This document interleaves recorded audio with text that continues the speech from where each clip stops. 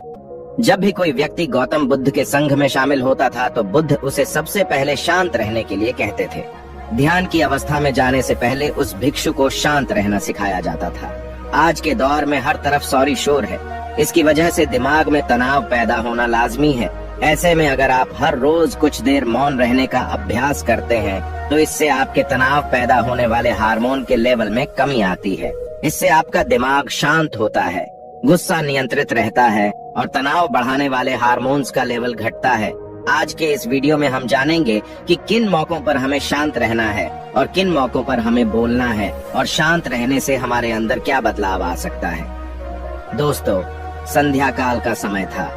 गुरु अपने सभी शिष्यों को बुलाते हैं और कहते हैं, कल सुबह सब लोग नदी में स्नान करने के बाद तुरंत हमारी कुटिया के सामने उपस्थित हो जाना।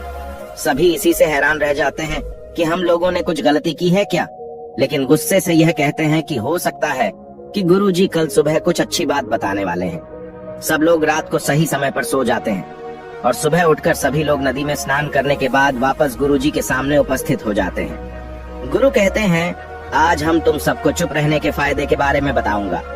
गुरु कहते हैं, 10 मौके जहां पर चुप रहने से होता है लाभ और बोलने से नुकसान। गुरु कहते हैं, अगर आप इन 10 मौकों पर शांत हो गए यानी मौन हो गए तो आप जो चाहेंगे वही मिल जाएगा। आपकी जिंदगी में चमत्कारिक बदलाव शुरू हो जाएंगे। जरूरत से ज्यादा बोलना या चुप रहना दोनों ही अच्छी बात नहीं है। जैसे जरूरत से ज्यादा बारिश हो जाना या फिर धूप दोनों ही दिक्कत देती है, उसी तरह अनावश्यक बोलने से भी काफी नुकसान होता है। गुरु कहते हैं कि पहला ऐसा मौका जहां पर व्यक्ति को चुप रहना चाहिए, बिना तथ्य के ना बोले। गुरु ने कहा, अगर आपके पास कोई तथ्य नहीं है तो वहाँ चुप रहने में ही भलाई है।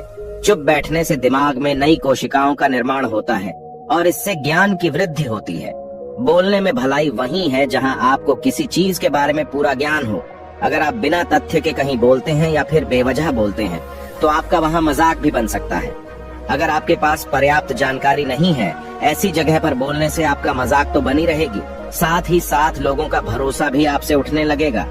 इसलिए ऐसी जगह पर शांत रहो जहां तुम्हें पता ना हो कि क्या बोलना है क्या नहीं। कई बार कुछ लोग ऐसे होते हैं जो हर जगह अपनी उपस्थिति बताने लगते हैं।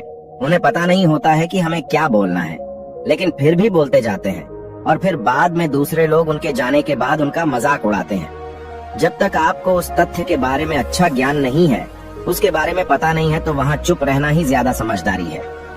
गुरु ने कहा, दूसरा ऐसा मौका जहाँ पर व्यक्ति को चुप रहना चाहिए। शब्दों से न पहुंचे ठेस, अगर आपके शब्द किसी को मानसिक ठेस पहुंचा रहे हैं तो वहां चुप हो जाना चाहिए। कमजोर व्यक्ति के बारे में कुछ भी बोलकर आप महान नहीं बन सकते हैं। महान आप किसी कमजोर का साथ देने में बनेंगे। कई बार होता है कुछ लोग अपने से छोटे व्यक्ति को भला बुरा कहते रहते हैं। सामने वाला इंसान तो कद से आपसे छोटा है, वह आपको कुछ नहीं बोलेगा, लेकिन आप उसकी नजरों में गिरते चले जाएंगे। हो सकता है कि कल वह भी आपसे पद में बड़ा हो जाए। पद में आपसे जब वह बड़ा हो जाएगा तो आज जो रवैया आपका उसके साथ है, आने वाले समय में वह भी आपके साथ वही करेगा। आप किसी को नीचा दिखाकर बड़ा नहीं बन सकते हैं। बड़ा बनना है तो अपने से छोटे लोगों का इज्जत भी करना सीखें और साथ ही साथ बड़े लोगों का भी सम्मान करना चाहिए। लोगों को लगता है कि अगर वह अकड़कर बोलेंगे और सामने वाले को नीचा गिराने की कोशिश करेंगे तो वह बड़े बन जाएंगे, तो यह उन सब की भूल है। बड़े होने की बजाय आप उनकी नजरों में गिरते चले जाएंगे। गुरु ने आगे कहा, इसलिए शिष्यों, तुम सब जब भी बोलना आदर भाव से बोलना ताकि तुम्हारी बात लोगों को अच्छी लगे। बोलने में भाई बहन, माता पिता, मित्र इत्यादि संबोधन शब्दों का इस्तेमाल जरूर करना। इससे तुम्हारी मान प्रतिष्ठा तो बढ़ेगी ही, साथ ही साथ लोगों की नजरों में तुम समझदार व्यक्ति बनते जाओगे। गुरु ने आगे कहा, तीसरा मौका जहाँ पर व्यक्ति को चुप रहने में ही भलाई है।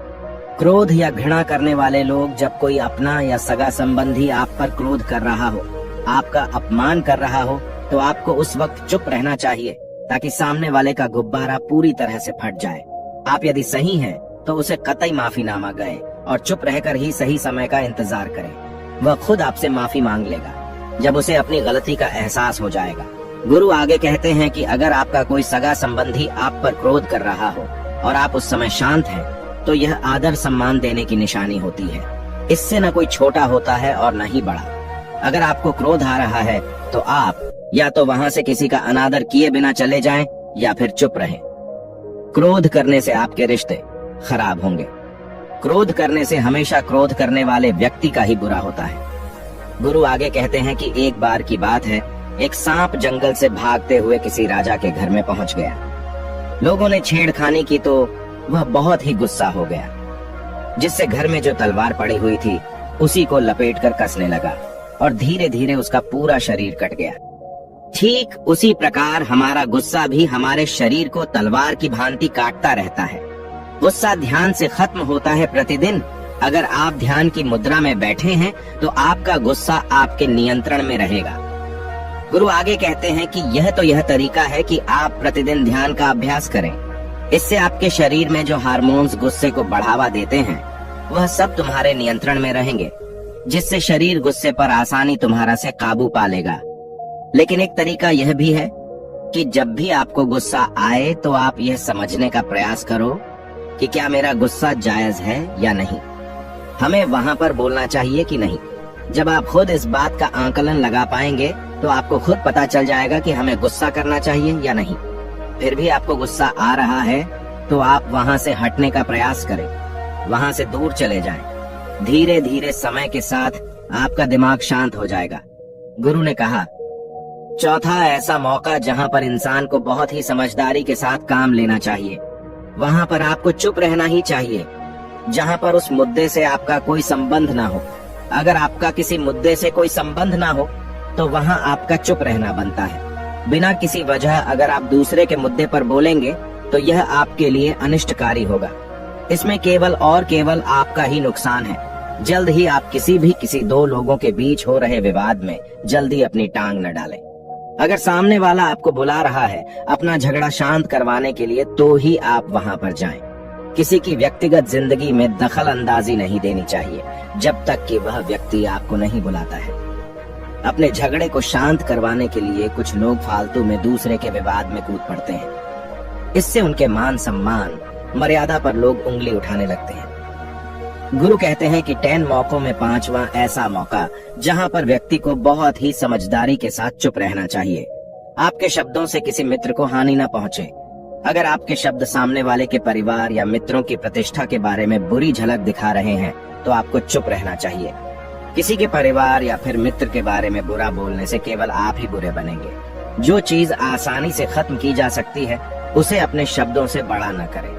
बिना चिल्लाए बात करने का प्रयास करते रहना चाहिए। अगर आप बिना चिल्लाए कोई बात नहीं कह सकते तो आपका चुप रहने में ही भलाई है। किसी पर चिल्लाने से आपके व्यवहार के बारे में पता चलता है। ज्यादा बोलने से चीजें हमेशा खराब ही होती हैं। कई बार कुछ रिश्ते ज्यादा तेज बोलने की वजह से टूट जाते हैं। इसलिए अपनी आवाज में मीठापन लाएं। आपके शब्दों से आपके दोस्त को हानि नहीं पहुंचनी चाहिए। कभी कभी दोस्तों के जब हम मजाक हैं तो रहे कि आपके शब्दों से किसी का अनादर ना हो। मजाक को भी हमेशा शब्दों के मायने में ही रखें। जहां किसी को शब्दों से चोट लगे वहां चुप हो जाएं। ज्यादा बोलने से हमेशा नुकसान ही होता है। किसी और की प्रतिष्ठा को अपने शब्दों के माध्यम से उसे हानि नहीं पहुंचानी चाहिए। यदि आपके शब्दों से किसी और की प्रतिष्ठा को ठेस पहुंच रही है तो वहां आपको चुप हो जाना चाहिए। जब कोई व्यक्ति आपके सामने नहीं है तो आप उस व्यक्ति के बारे में बुरे शब्द किसी तीसरे व्यक्ति के सामने न बोलें। गुरु कहते हैं, छठा मौका जहां पर व्यक्ति को चुप रहना चाहिए, जब कोई कर रहा हो किसी की बुराई। जब कोई आदमी आपके सामने किसी तीसरे आदमी की बुराई कर रहा हो तब तुम्हें चुप रहकर बस सुनना चाहिए। अपनी राय व्यक्त नहीं करना चाहिए, क्योंकि जो आज आपके सामने किसी तीसरे की बुराई कर रहा है वह कल किसी और के सामने आपकी बुराई भी कर सकता है। यदि आपने कुछ कहा है तो नीति शास्त्र के अनुसार जो अपने मुंह को बंद रखता है और बुद्धि से काम करता है वही इंसान समझदार होता है। बिना जरूरत के बोलना, किसी के बारे में किसी के बीच में बोलना यह गलत बात है। कभी कभी हमारे लिए बुद्धिमानी इसी में होती है कि हमें अपना मुंह ऐसी जगह पर नहीं खोलना चाहिए।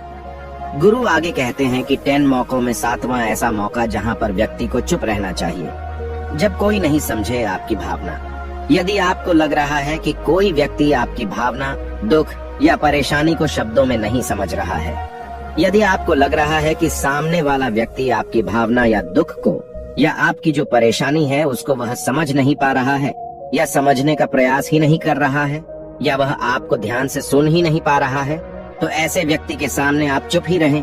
क्योंकि ऐसे लोगों को आपकी भावना या दुख से कोई मतलब नहीं होता है।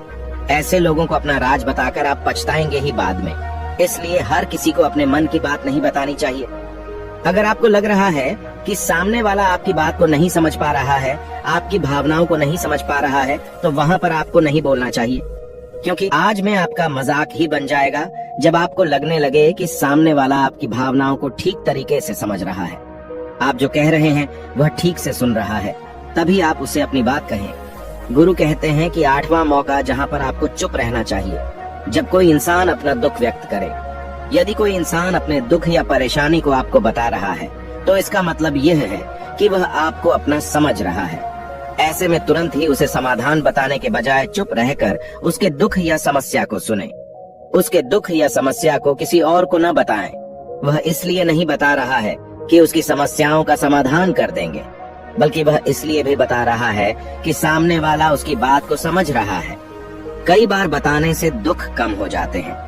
आपको अपना दुख इसलिए बता रहा होगा कि उसे लग रहा है कि आप उसकी बात को समझ रहे हैं। दुख बांटने से कम हो जाता है। इसलिए जब कोई व्यक्ति अपना दुख आपसे व्यक्त करे, तो आप चुप मारकर उसकी बात को बहुत ही ध्यान से सुने, ताकि उसके दुख कम हो जाएं। उसके मन का बोझ हल्का हो जाए, क्योंकि उसके मन में जो भी बातें थी वह आपको सब बता दिया। गुरु आगे कहते हैं कि 10 जगहों में 9 ही ऐसी जगह जहाँ पर आपको चुप रहना चाहिए। जहाँ पर दुष्ट प्रकृति के लोग रह रहे हो और गाली गलौज कर रहे हो, तो आप वहाँ पर मत जाइए।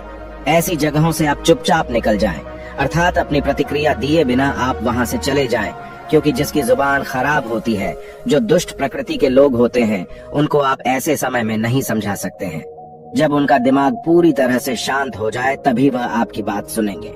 इसलिए जहाँ पर दुष्ट प्रकृति के लोगों आपकी बात को न मानते हो और न ही सुनते हो, तो आपको वहाँ पर नहीं बोलना चाहिए। गुरु कहते हैं कि 10 माह ऐसा मौका जहाँ पर आपको शांत हो जाना चाहिए। अपनी सफलता का राज हर किसी को न बताएं। कई बार होता है कि कुछ लोग जो सफलता को बहुत ही जल्दी अर्जित कर लेते हैं, वे हर जगह अपनी सफलता का ढिंढोरा पीटने लगते हैं। ऐसे में क्या होता है कि कई लोग आपकी सफलता से खुश नहीं होते हैं। अगर आप अपनी सफलता का जबरदस्ती लोगों में ढिंढोरा पिटवा रहे हैं, तो लोगों की नकारात्मक ऊर्जा आपको प्रभावित कर सकती है।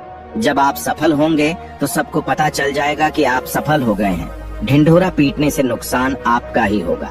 इतना कहकर गुरु ने कहा, शिष्यों, आज के लिए बस इतना ही। अगर तुम सब मेरी इन 10 बातों को अपने जीवन में अपना लेते हो, तो तुम सब काफी हद तक परेशानियों से बचे रहोगे। यहाँ से जाने के बाद मेरी यह बातें आपके जीवन किसी वरदान से कम साबित नहीं होंगी। दोस्तों, मुझे उम्मीद है इस वीडियो से आपको बहुत कुछ सीखने को मिला होगा। अगर आप नए हो तो हमसे जुड़ने के लिए इस चैनल को सब्सक्राइब करना मत भूलिएगा।